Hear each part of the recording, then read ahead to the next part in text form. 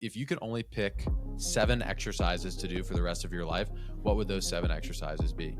I feel like people that bench a lot and bench all the time, like start getting really internally rotated. And we don't need any more of that. We're spending so much time in front of a computer. You see a guy, and you're like, that guy's shirt fits him really well. And you're like, I hope I look that good in that shirt. A lot of people want to look good with their shirt off, but how many people are really seeing you with your shirt off? It's actually a lot easier to look really good with your shirt on. Welcome to the show. Thank you for taking part in this immersive listening experience. A meaningful existence is a moving target that, no matter how close, will always be out of reach. We hope this message finds you with an outstretched hand. As we attempt to uncover complex truths, remember, life's toughest questions can be answered if we all just focus on one thing: being good people. Hello, everybody, and welcome to Good People, episode 55.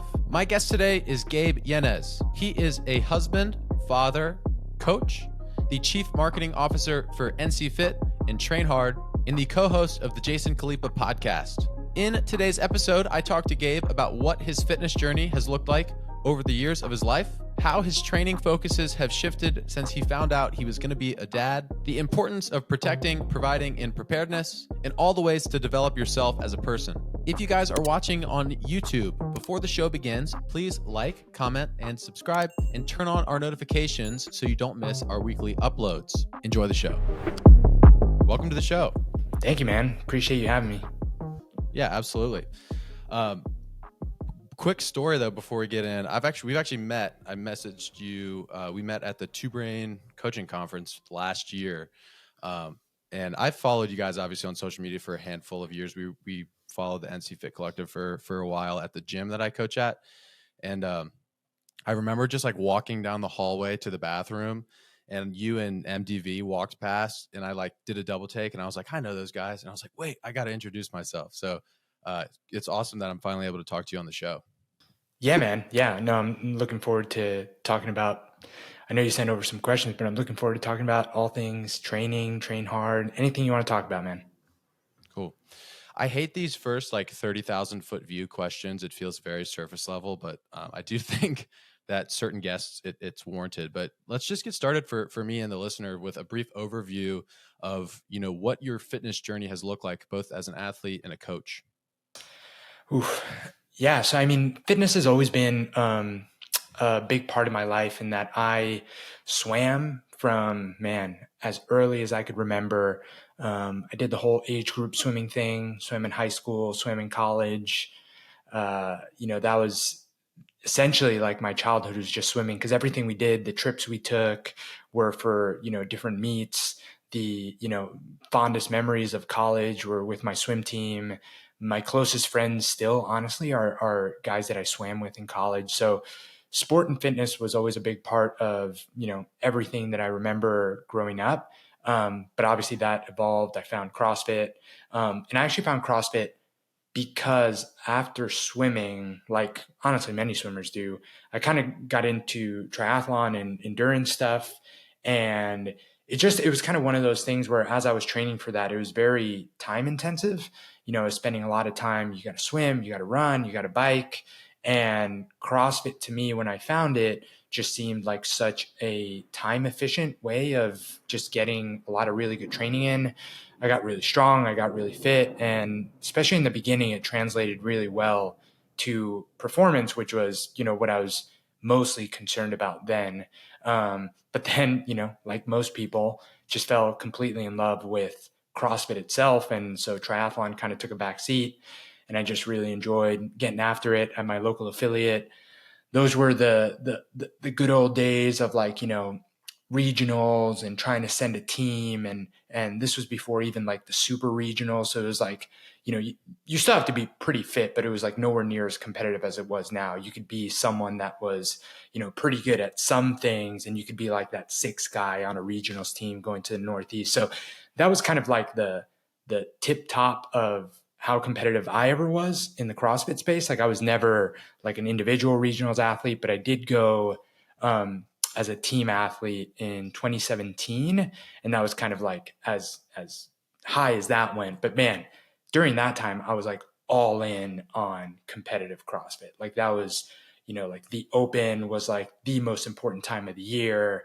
We were training twice a day. We had our group of fire breathers at the gym that we would get after it all the time. It was so much fun.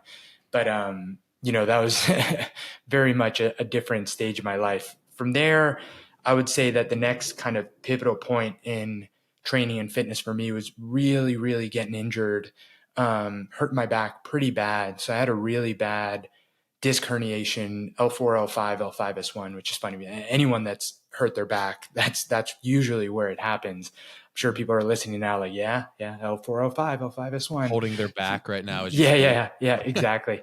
So I hurt that pretty bad. And one thing that I like to always kind of share when I share the injuries, that I didn't get injured doing CrossFit. Like, I think that, I never want to be a part of this, misconception I think that's out there that, CrossFit or lifting weights or any of that stuff is conducive to injury. I was just young, irresponsible, and training like an asshole, to be honest. Like, I think anyone that's actually like listening to a coach, following like a good program, not doing too much too soon, too fast, like, you're not going to get hurt doing this kind of stuff. This kind of stuff is great for you. I was just, typical young guy, like, hey, if I'm getting this much better doing this much work, I can probably get 2x better doing 2x work. Strength was always a weakness of mine. So I got really into like, how can I get strongest in the shortest amount of time? I ended up doing a 20 rep back squat cycle. That's actually what hurt my back. And even that program, because I still think that that's a great program to get strong. But even that, like, I remember I did research, I like downloaded a couple different templates to follow that program. And most of them suggested doing the actual 20 rep back squat set either once or twice a week. And again, being the completely irresponsible, like young kid that I was at the time, I was like, well, like, I handle volume pretty well. Like, if I do the 20 rep squat set 3 times per week, I'll get that much more, out of this program, because I was like really trying to get strong leading up to the open. It was always a weakness. And I was kind of at this point where I was like, I think I can get that much better if I just plug this little hole that I have, this little chink in my armor, which was always just strength.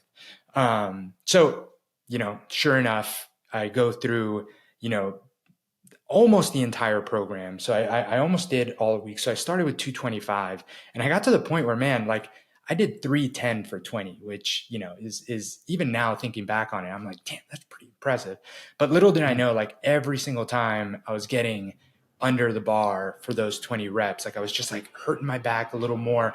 And the interesting thing about, hurting your back specifically is because it's like a nerve thing that can happen when you herniate a disc. Like, I never felt pain in my back. It just started like with like a little tingling in my hamstring.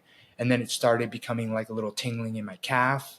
And then it started becoming even like just feeling a little bit of numbness in my foot, all on my right side. And it was never enough that I thought anything of it. I just thought that, hey, I'm doing a lot of squatting, like, I'm probably just getting tight. And I was stretching and foam rolling and like, using a lax ball and all that good stuff. And I was like, I'll just get to the end of this. I'm clearly getting stronger. Like, the numbers are going up every week. I was like super happy with the results. And I was just like, once I get to the end of this, I'll take 2 weeks off and it'll be fine.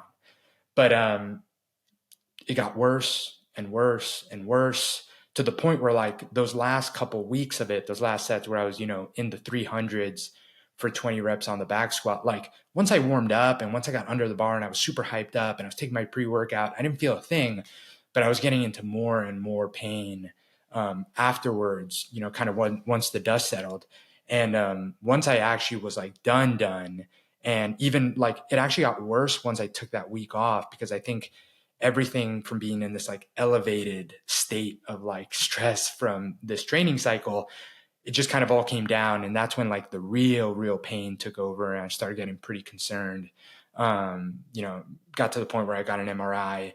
The herniation was pretty bad. The pain was pretty bad. I mean, it got to the point where, my wife, now girlfriend at the time, was tying my shoes in the morning, man, because I just couldn't get down. It was pretty miserable. And fast forward through all that, that just kind of completely changed my priorities with training. And, you fast forward to now, I'm a dad. I have a 15-month-old boy. We have a second on the way. And now, like, I love training. It's like such a amazing, de-stressor for me. I really enjoy getting in the gym, but like I can never again be in any sort of pain, and I can never again be like limited to do the things that I want to do because of things that are in my control in training. So now I mostly do, bodybuilding type stuff. So I actually write one of the programs that we offer, Train Hard, the app that I work for, and the NCFit Collective. So the NCFit Collective gyms that follow our programming also have access to the Flex program. That's exactly how I train. That's what I program. It's become like a really fun, creative outlet for me. And I've learned a lot about just training for aesthetics, but also just, function and incorporating the right amount of high intensity training and the right amount of conditioning for health and longevity, and nothing more than that. I'm not like, don't have any very specific performance goals. I literally just want to like look a certain way, feel good. And again, top priority is like never being in pain again, which again, I'll get a little thing here and there once I start, pushing a little bit too hard. And it's always just a good reminder to like, take a step back, reevaluate how much I'm recovering, what I'm doing, what kind of sleep I'm getting. But overall, it's been really interesting because now at 33, I probably feel better than I ever have, dating back to like maybe when I was swimming in college, which, was more a testament of just being, 20 than actually doing anything right. So, long-winded way, but I think that that's kind of the full history, full timeline. Yeah. I think that conversation is even worth touching on just a second longer, is that similarly, all my performance goals, I've done a couple of ultra marathons. The most recent one I did was a 100-miler in 2022 at the end. I do jujitsu. I've been doing jujitsu for like 4 years, and literally the only time that I've ever gotten hurt or had a nagging thing that required, I luckily haven't had anything super serious. I tore my meniscus and MCL at jiu-jitsu once, but that was a relatively quick rehab process. I also popped a rib. Now that I think about it, a couple of things have happened, but it's always been on one of the things that I am chasing for a performance reason. In fact, I always tell guys at jiu-jitsu, I'm like, I don't know how you guys don't go to a gym, because that's the only thing that makes me feel healthy, is if I continue to train and do strength training and do lots of mobility work.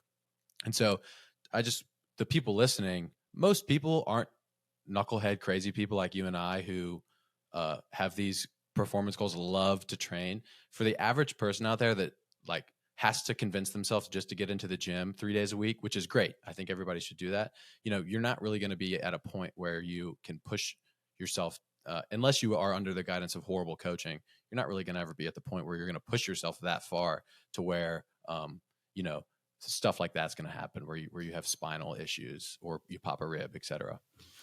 Yeah, I do think that it's also like relative to everyone, because I do think that, there's a very positive side of how addictive CrossFit and Brazilian Jiu-Jitsu, as an example, can be.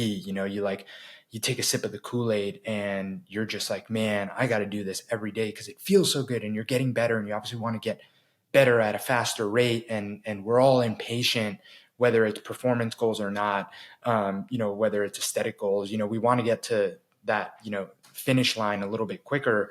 So while yes, I do think that, there's a very unique type of person that's going to go hard enough for this stuff to be realistic.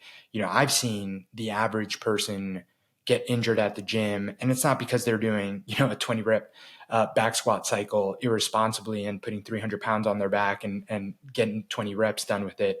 But it's just because, they've literally never deadlifted before, and they're getting super strong, and they pick up something that's just a little bit too heavy, just a little bit too soon, and they're not thinking about it, and something happens. So yeah, I think it's different for those different buckets of people. But again, it's just important to stay within yourself. And if you are getting coaching, just listen to your coaches.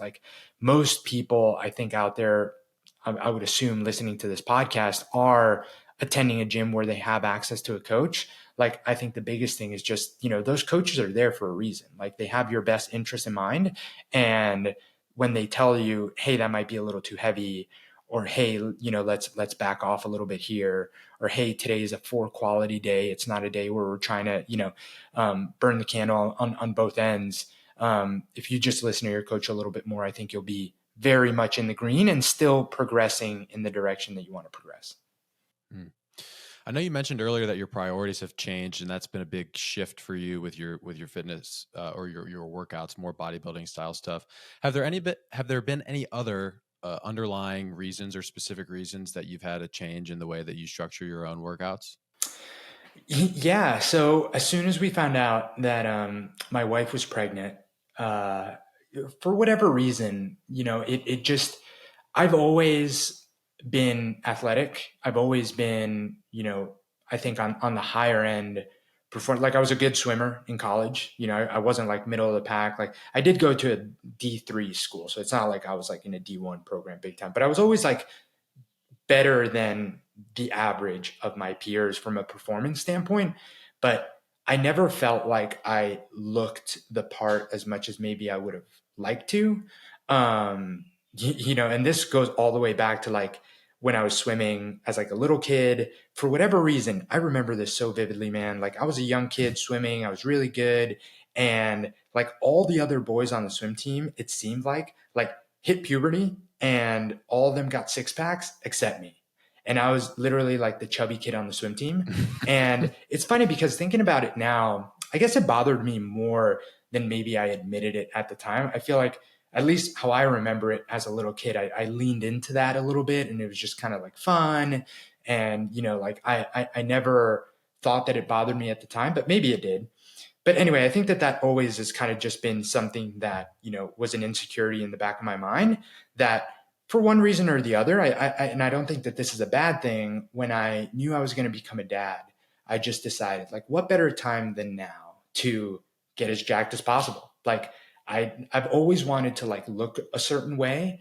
And I don't think I ever did the work and the specific type of training to like accomplish that specific goal, because performance was always something that maybe came easier to me. And it was easy to be like, well, it's better to like, act the part than really look the part. Like, I remember my coach at the CrossFit gym where I started, he always celebrated like the guys that are, no show and all go. And I like that. Like, I like the fact that like people would kind of like look at me, but then watch me do a workout and almost be like surprised.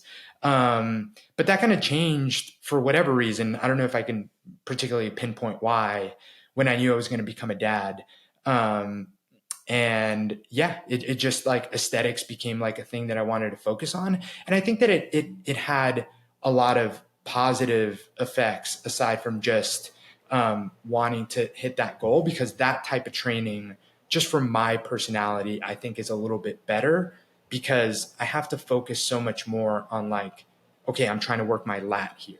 So focusing on the movement and the quality of the movement is just better for me, because I tend to obsess with whatever my goal is. And I think before, when I was very performance minded, like obsessing about performing better was almost at a detriment to beat me up a little bit more, make me more injury prone.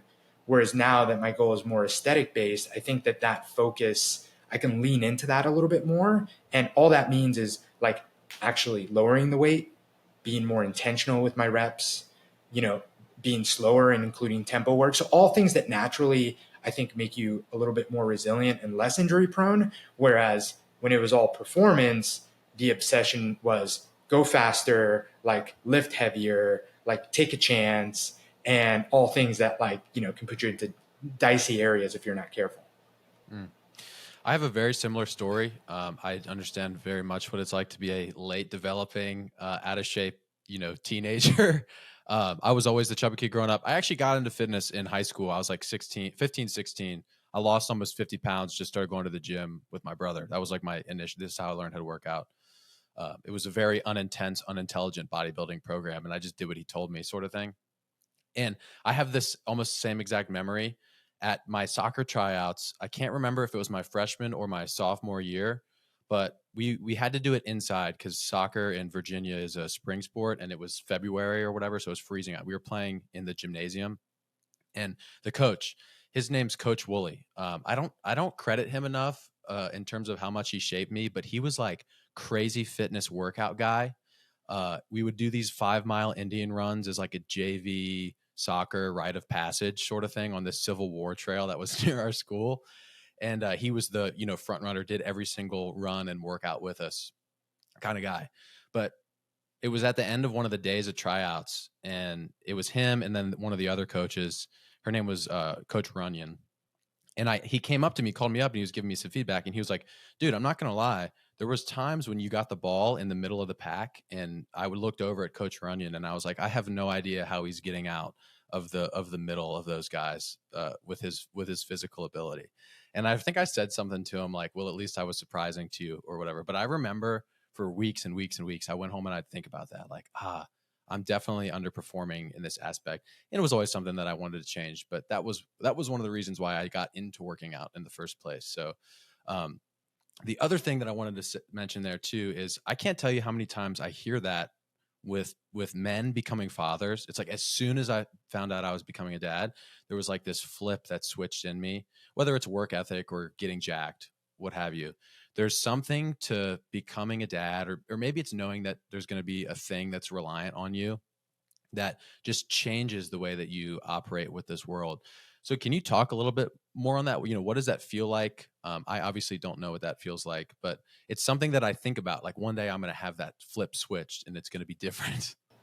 Dude, 100%, man. It's very real, and it's tough to explain because I don't know why it happens, but it just, once you know that, maybe it's exactly what you said, right? Like once you know that there's going to be someone else that's like reliant on you, it's a pressure that you can't really like put off, right? Like if you have certain goals for yourself, it's very easy to like come up with a million reasons why, you know, next year I'll do it, or in 2 years I'll do it. But once there's this like, all right, in 9 months, you're going to have to, provide and protect for like this other member of your family. I think it's a lot of pressure, and I think it can go one of two ways, right? Like it could be pressure that adds a lot of stress and that kind of maybe makes you, lean on some not ideal habits. And I think that that's unfortunately where, stuff like letting yourself go a little bit or the dad bod comes from, which, it's very unfortunate that that's the case for a lot of people. But I understand it. Like I empathize with the fact that, the stress of having your life completely change, possibly, losing the free time that you cherish, your relationship with your spouse changing. There's so much that goes into being a dad that is really hard. Like I don't want to, paint this rosy picture that it's all positive and you just get this motivation to start working on yourself and you become the best version of yourself and parenting's all great. Like there's a lot of pressure that comes with it. But I think that like with anything else, and I'm sure that you can relate to this, even though you're not a dad, like whenever you're kind of like thrown into a scenario where things are going to get tougher, you can either like lean into that and make that, show up in a better way to deal with that tougher thing, or you can use that as a thing to like kind of like, take a step back and be like, well, this is so stressful. And obviously one is the beneficial route to take versus the other. And I was fortunate that it just made sense to go in that direction.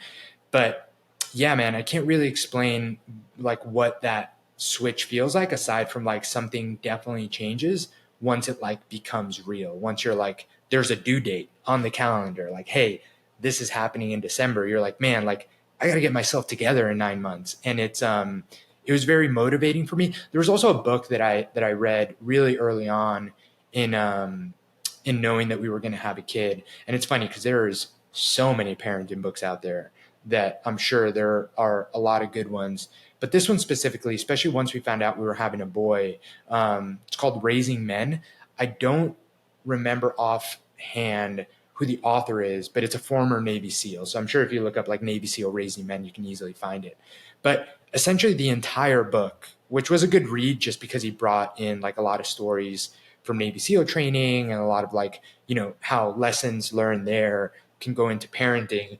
But essentially the whole book boiled down to the fact that like being a good parent just boils down to like being a good, strong man. And it's less about like learning this is like the top 10 parenting hacks and more about like, am I showing up as the best version of myself? Because the example that I set for my son is going to be everything he needs to be a good man. So am I the healthiest, the most, like emotionally well, the fittest version of myself? Like that is what matters versus like preparing, all the different ways you're going to, teach them everything or introduce foods to them or all the other little things that, you can read endless books about. And that really resonated with me. It just made so much sense. It made so much sense that like everything I can do as a dad is through example and not so much through like things that I do or lessons that I teach. So that was just very motivating for me to, and I'm still doing it. Like, it's not like, it was those 9 months and then my son was born and I was like, all right, job done. It just kind of sparked this like motivation to grow and develop that I never had before, because I guess I'm doing it for someone else now and not just for myself. This is kind of a really cool full circle moment that I just connected the dots in my brain for. I started my podcast like 2 or 3 weeks before we did, maybe it was a little bit longer. It was very shortly after or before we went to that coaching summit last year. And I named the show Good People, and I didn't really know why. I just liked it. And I was sitting in the coach's room, and MDV was giving his talk on coaches development. Yep. And the first line he says is, "Great people make great coaches." And everybody in the room was like, "Oh, cool, whatever." But my mind I did like a zoom out moment where I was like, that's why I named the show Good People, because I feel like, there's so many details that you can get bogged down with whatever you're interested in. Is it coaching? Is it art? Is it business? Is it athletics? It doesn't matter.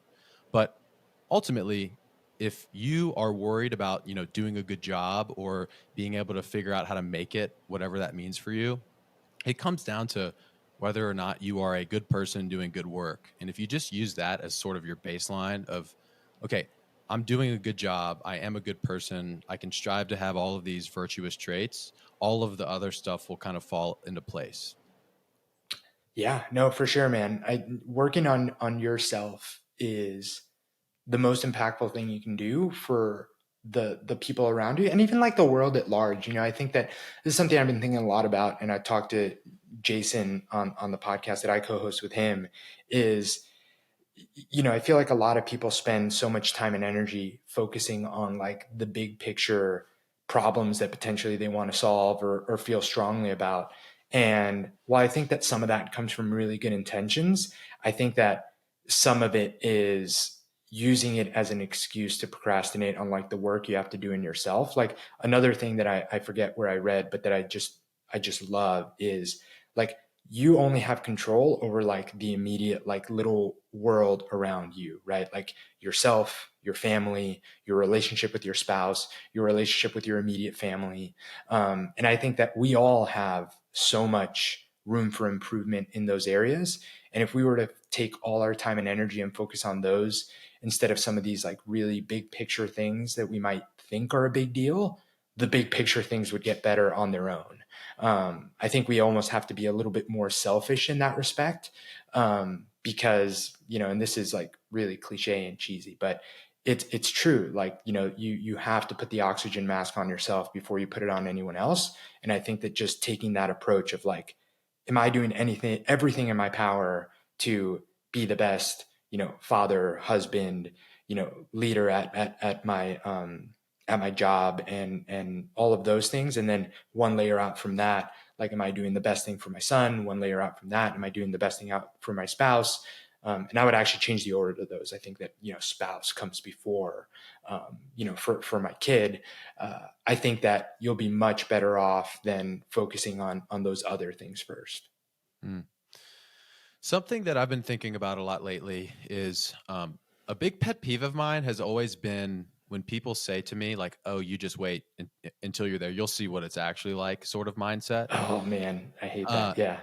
Yeah. And I think that there's a bit of, I pull back anytime somebody says something like that.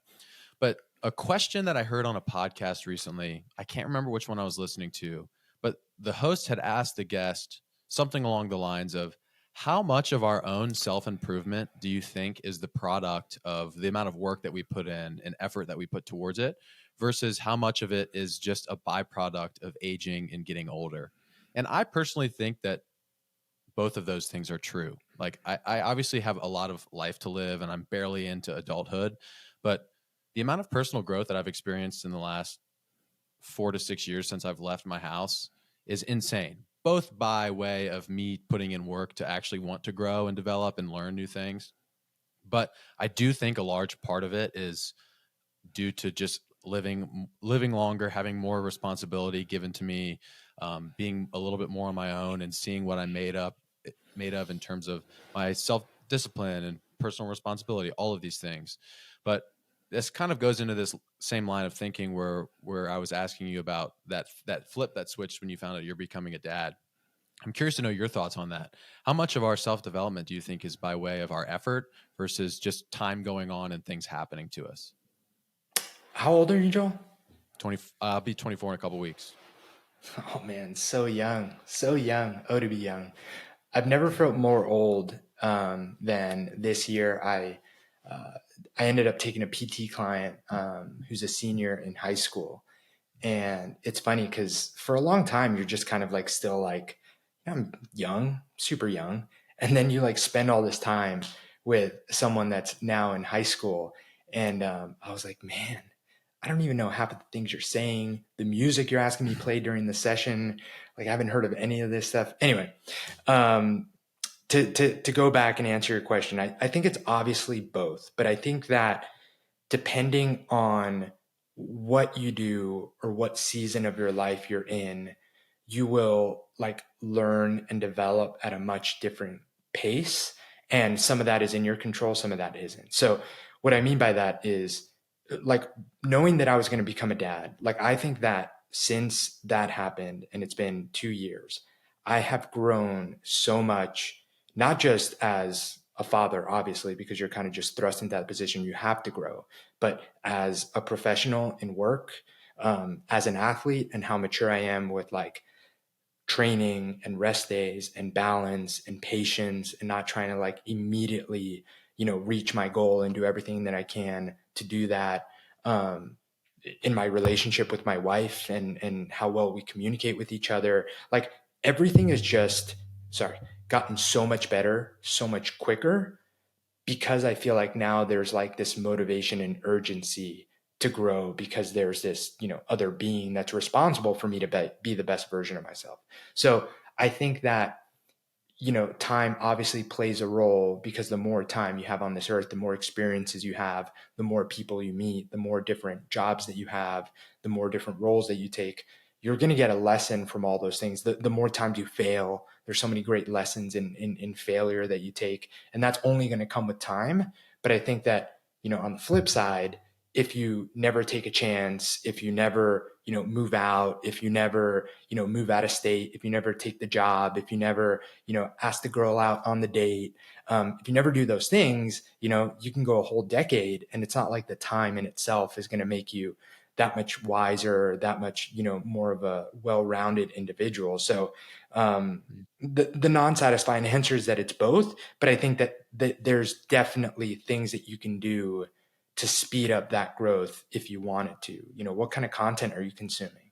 Are you just doom scrolling on social media for the sake of it? Or are you looking for podcasts and interesting people and audiobooks and doing the work? And then to add on to that, are you just consuming information, or are you then taking that information and actually finding stuff to bring into your own life and execute on? Because that's another thing too, is you can spend all the time and money that you want on quote unquote personal development, but if you never take any of that stuff and put it into action, you're not moving the needle anyway. I actually had a philosophy professor, you reminded me, when I was in college. It was like an intro to philosophy class, and he defined wisdom as an examined life. And so, that's the answer. It's both. If you live your life and you go and time passes and you actually take a hard look at it, wisdom is a byproduct of that over time, which is, I think I think most people would probably agree with the sentiment and statement that you just made. Talk to me about Train Hard. What is it? Give me a brief overview of that. It's a newer project, I guess, that you and Jason are working on. Yeah, so I mean, it's honestly the whole NCFit team, but I think me and Jason are maybe the more. He's the face of it. The front runners. I kind of wiggled myself into being a co-host of his podcast, and it's just a brand that like really resonates to me. So I'm very like forward facing on it. But essentially, so I've been with NCFit, Jason Kalipa's company, for this summer. It's going to be 6 years. So pretty long time. It's been the longest that I've ever been in any one position, and I love it. And for a long time, we kind of butted our heads with making NC Fit something that can not just be for gym owners and coaches, which is what it's been for forever, as well as like the people that go to our brick and mortar gyms in the Bay Area, but making it something that can impact people that are just in their garage or at a gym all over the world looking for quality programming to, make them stronger, fitter. And one thing that's always been really big to Jason, not always, but for the past, I mean, as long as I've known him, coming from such an athletic background, the guy was on the podium for the CrossFit Games. He, very well could have won the team division when it was super competitive if Miranda doesn't get injured that year. So the guy knows the competition side of things. But I think that, for a long time, and if you want to talk about someone that's had an evolution in what training means to them, for him, Ava, his daughter, getting sick and just kind of him becoming a dad and having a family, he's kind of very much in the same place I am now, which is like training is supposed to be something that like elevates your life and adds to it and never takes anything away. It doesn't take too much time away because you need time to be with the kids. It doesn't beat you up because then you don't have the energy to be, the father and husband that you want to be. So all that led us to, we need to find something that is our version of fitness and kind of separate it from NC Fit, because NC Fit has this history and recognition that I think it would have been too much of an uphill battle to be like, this is what we want NC Fit to be for the people that just want to train on their own. So NC Fit is still something that, we're super active in, trying to help coaches, gym owners, and members at our gyms in the Bay Area through group class, functional fitness training, CrossFit. And then Train Hard is exactly what me and Jason do now to train, which is, Jason does the Force program, which is essentially GPP. So it's a lot of movements that you would recognize from the CrossFit world, but it is kind of like, if you think of the list of movements that would be in a traditional CrossFit program as being, this wide. And for anyone that's just listening, my hands are really wide. Train Hard is like just a little bit more in the center, in that you're not going to see the high complexity movements. You're not going to see the really short workouts. You're just going to see more of the middle ground stuff. So taking all the beautiful, powerful movements and workout types that came from CrossFit, but simplifying it, not in a watered down type of sense, but in all right, what do most people actually need? Because I think that, and some people might disagree with this, does the average person ever need to get upside down and do a handstand push-up? Does the average person ever need to master the overhead squat or the squat snatch? There's a lot of value in complex movements and complex skills for people.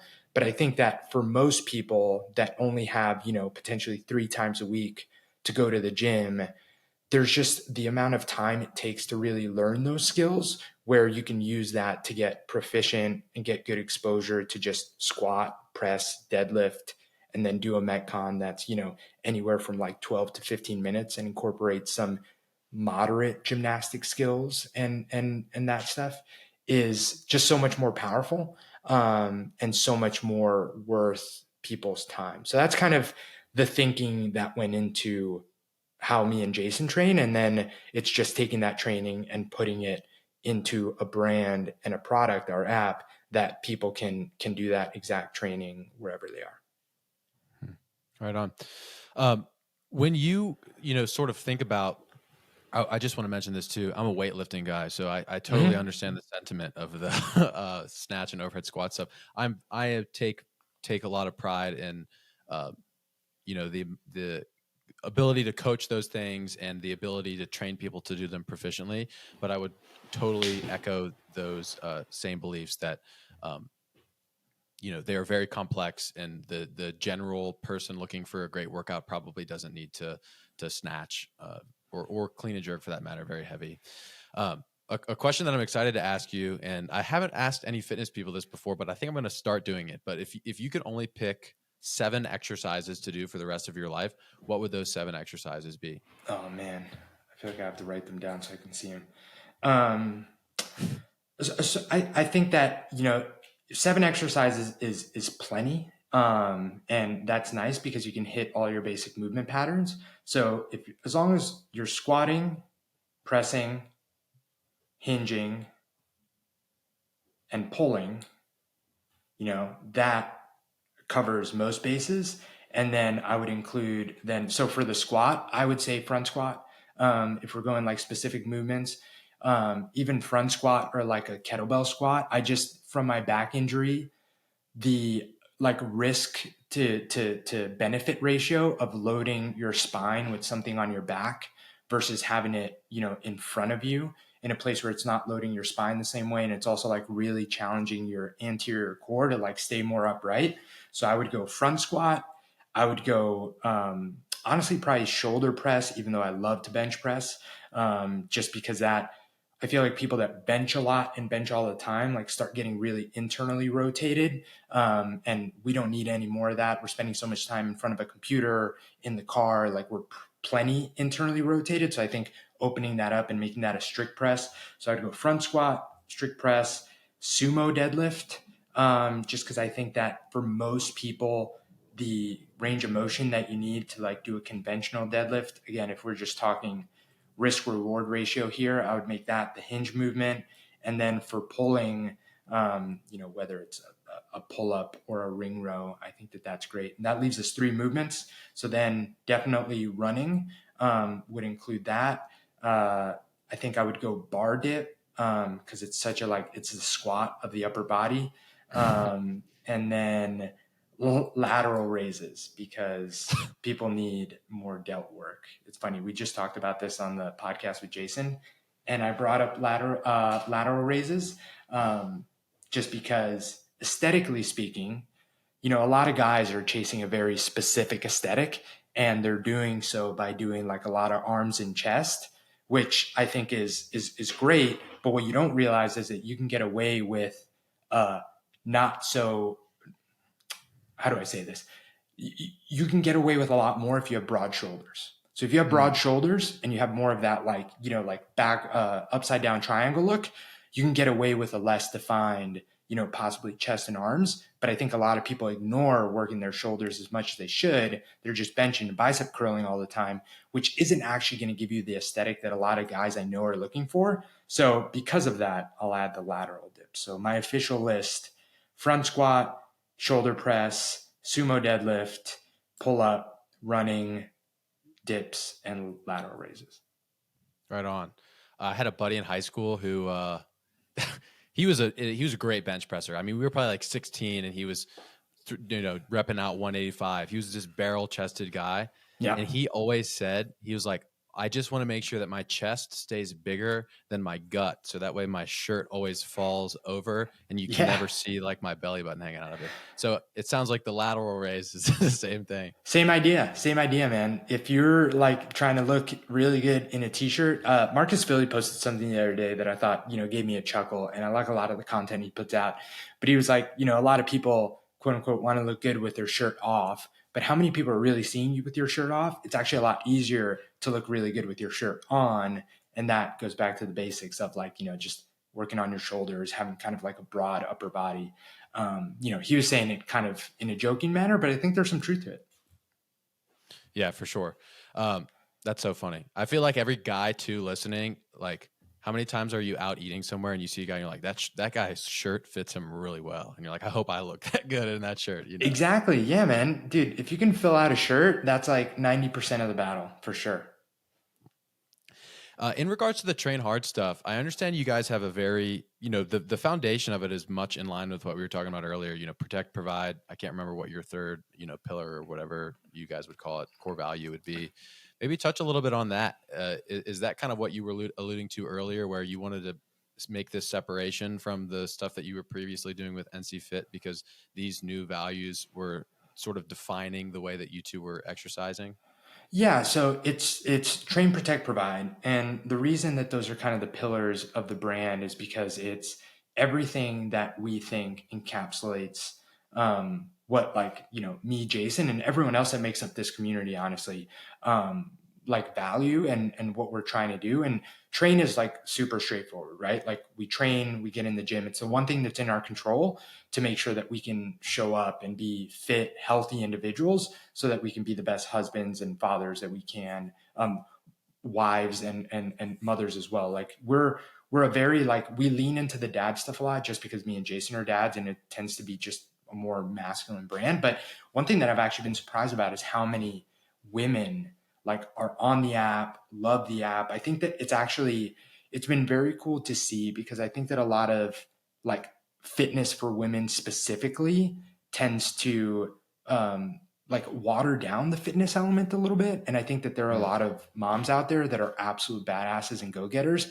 that don't want to be quote unquote treated like women per se. They just want, like, they want the hard stuff. They want the stuff that the boys are doing. And there's actually a lot of that in our space. So it's been really cool to see how many women love what we're doing, even though, like, we say dads, fathers a lot. Like, we're very unapologetic about talking more to men than for women, but there are some women that are looking for that. And I think that that's actually missing in the fitness space. So anyway, train, pretty straightforward. Protect, I think is a really big one. One thing that, like, Jason is super big on, I am as well, is just, this idea that, like, our traditional role as dads is to protect for our family. And that doesn't necessarily mean that you're going out and looking for trouble, but it should mean that you're able to handle trouble if it comes your way, and it's something that I hope we never have to use. It's not even so much about, Jason's obviously really big into the jiu-jitsu space and like self-defense and that stuff. But from a bigger sense, it's more of like, can you just get away from harm's way if you had to? Can you run? Can you jump? Can you grab your kid if you had to just get out of a shitty situation and make a move? That video that went viral a little while back of the stroller that started like rolling towards, I don't know if you saw this, started rolling towards the busy street, and the mom or dad, I don't even remember, clearly someone that was very deconditioned, out of shape, like couldn't go after and get it. Like, that's the extreme example of where we never want to get to, right? Like, you should always be physically capable enough to, if shit hit the fan, get out of a shitty situation. So that's the protect piece. And then provide is honestly the one that's most meaningful to me. I can't speak for Jason, but it's just this idea that, like, it's not even just providing financially, although there's definitely something to be said about, if you're the healthiest, fittest version of yourself, there's a confidence and a way you carry yourself that I think definitely translates to performing better in every aspect of life, work being one of them. But I think that it's more about just like always providing, the support, the experiences, whatever it is that your family needs. And I think that you need to be at a certain level of fitness, competency, and just presence in order to do that. And I think that, again, fitness is just one of the things that's in your control that'll help you do that more.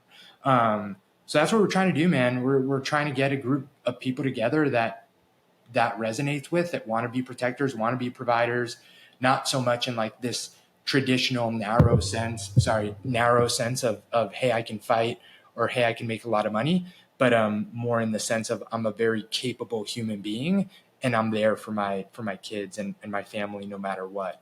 Yeah, and it's been awesome, man. It's been so much fun. It's a relatively new brand and project in that we literally just launched it right before the new year, and then the app came out in the new year. So it's not even 6 months old. And the reception that we've gotten, the responses that we've gotten to the newsletter that we put out, the amount of people on the app, the people that are using the programming and loving it, like I said, being pleasantly surprised by, how many women are interacting with the brand and using the programming too has been really, really cool to see. So, yeah, man, it's been fun. And it's also been cool because as a new dad, it's like, it's a brand that like I would gravitate towards even if I wasn't working for it. So to be so involved in creating the brand voice and all the content that goes out and be co-host of the podcast and talk to all these awesome dads that we have on as guests just selfishly has been really fun because I think that it's something that I would want to do even if it wasn't my job. And the fact that it gets to be my job is something that I don't take for granted. Yeah, that's awesome. I've had a very similar experience over the past couple of years in my life with the same sort of thing. And I've made the joke on here before, but if you wrote down on a piece of paper everything that I've done and am in my life, at 16 years old, I would have read that piece of paper and I would have been like, that guy is an asshole. I don't want to be anywhere near this guy. Because it's like blue belt in jiu-jitsu. I've run a couple ultra marathons. I'm a fitness coach. I have a podcast that is about self-improvement, et cetera, et cetera, et cetera. I just took a pistol safety course a couple weeks ago. And I gained a lot of confidence and knowledge from that. I care a lot about literature and reading, and I have a good routine, and I write often. Anyways, my point is that it is so valuable, the amount of self-respect that there is to be gained from doing things that challenge you and build you in regards to self-improvement, like becoming a good person or becoming better. It's not the narrow-minded things that you'd mentioned earlier, that you alluded to earlier, which is, being able to go out and look for fights or being able to defend yourself or fight somebody or whatever, make a lot of money. It's this belief of self that you can't obtain through anything other than your own volition in regards to the amount of work that you put in towards something. And in regards to what you're talking about being a dad, how that comes out is you carry yourself in such a way that your kid can be proud of, your wife can be proud of, your hopefully your mom and dad can be proud of. And I think being a cool, calm, comfortable, confident, all the C words, presence is a gift that you can give yourself, but also the people that are around you. And so I think that that's something that resonates with a lot of people, which is why the brand is so cool. Similarly, like the logo looks cool, the message is cool, everything about it is cool. And I think that that's probably one of the reasons why it's so successful. Yeah, thanks, man. I appreciate that a lot because a lot of work's obviously gone into building it to this point. But I think the most exciting part is the potential it has for what we can do, long term. Like there's so many really cool things that we want to do with it in the future. And, the more people that want to be involved with it, the more we can grow it. So it's been fun. Why do you think so many individuals, you've been a coach for a long time, you've worked in a lot of different settings. What have you noticed has been one of the biggest challenges for people in regards to building their fitness, getting into a routine? This is something that I'm very involved with day to day, working at a gym, taking clients. This is my quote unquote day job as a trainer. And it's just something I see all the time. Everybody struggles to get into it. From your perspective and experience, why do you think that is? It's people put the barrier of entry like a lot higher than it actually is. It's the stereotypical, like, I just need to get a little fit before I join the gym kind of thing. Like, no, you don't. You just have to join the gym. Like, that's how you get fit.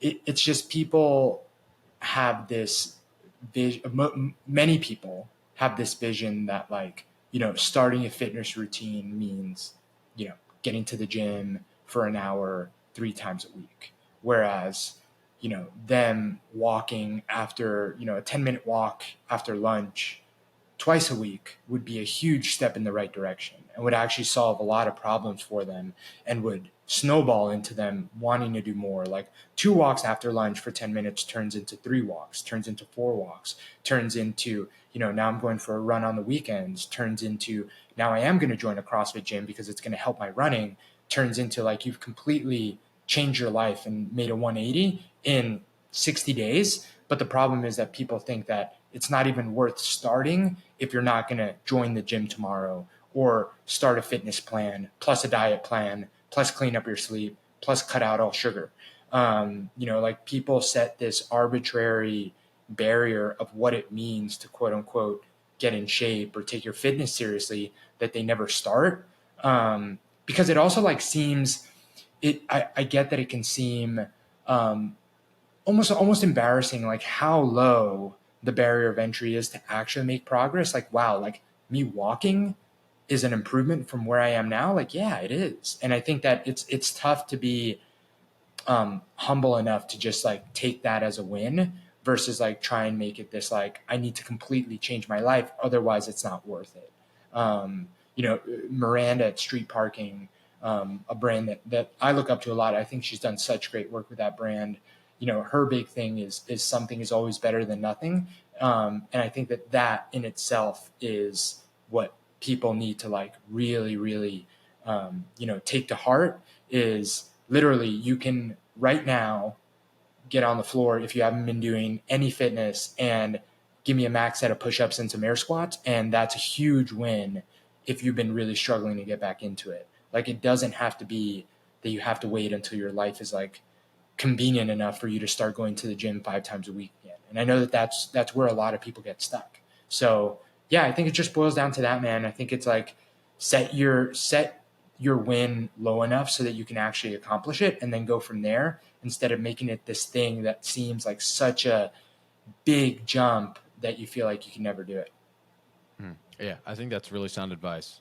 And, speaking from my experience too, I always just tell people, like, I use this analogy of like when I go on vacation, I always do what you just described. I'll wake up, I'm like, I'm just going to do some push-ups and some air squats. And all day long, I probably eat like an asshole and I'm with my family and I'm having a good time, but who cares because I'm on vacation. But for me, I always just like put that one in the bank. Like I got that little movement in. I'm not saying you have to exercise on vacation, by the way. You totally don't have to exercise on vacation. But my point still stands of like, at some level, no matter what you do, things are what you make it. So if you do something and you make that like this is day one of the routine and you just decide it starts the ball rolling for what could eventually be the gym membership or the whatever PR or the certain body weight that you're looking for. Yeah. Yeah. You definitely don't have to work out on vacation, but you shouldn't let you going on vacation be the reason that you put your membership on hold a month before you even go on the trip. And then, wait 3 months after you come back to like get back into it just because, you're like, man, I didn't work out for 10 days while I was out there. Yeah. Ryan Holiday has a really good framework for this. And he says that nobody says they're never going to do anything. Everybody always says they're going to do it tomorrow. So like, oh, I will start that exercise routine, but I'm going to do it tomorrow. And then the next day it becomes the next day. Right. And I think that at least for me, like I used to be that with a lot of ways, whether it's work on the podcast or reading or whatever. And I don't know, just hearing that was like, oh yeah, I've never once said I'm not going to ever read again. I always said, I'll start my reading habit tomorrow. And fitness is just the same as everything else. Yeah. Yeah. What do you think it means to be a good person? I think going back to what we were talking about before, man, I think it just means to like, if you're constantly doing the work to, just develop yourself, you'll show up as a good person to other people. I think it's as soon as you stop doing that work and possibly start getting resentful and stuff, I think that's where resentful because you feel like you're not growing and you start kind of like putting the blame on you not growing on other things outside of your control. I think that's where you can start, getting into some habits that I would maybe categorize as not being a good person. But if you're doing the work on yourself, man, I think it's tough not to show up as a good person for other people. Well, dude, I really appreciate your time. Before we head out, is there anything else that you'd like to add? No, man, I appreciate you having me on. Like I said, we have a newsletter, an app, and people can just go check out Train Hard if they're interested in what we have going on. But I appreciate you having me on, man. Yeah, absolutely. And I'll make sure I plug, all of your guys' social media posts and things like that in the description below for anybody that's interested to check it out. I personally get a lot of value out of watching you do like chin ups into bent over rows into bench rows, whatever those 6, 12, 25 rep scheme is or whatever that you follow. Oh man, those are so good. Yeah, that was a specific cycle we did in flex. Yeah, those are fun. Those are fun. Those will get you sore real quick. Yeah. So if you want to watch Gabe like squeeze his eyes shut and rep out some heavy weight, follow him on Instagram. That's right. That's most of the videos. Either that or my 15-year-old toddler being a hoot. Yeah, that's good content too. Well, very good, man. We'll leave it right there. Cool. Thank you guys so much for listening to this week's episode of Good People. If you enjoyed my conversation with Gabe, or you're interested in checking out all they have to offer at Train Hard, make sure you check the description below. If you guys are watching on YouTube, please like, comment, and subscribe, and turn on our notifications so you don't miss our weekly uploads. See you next time.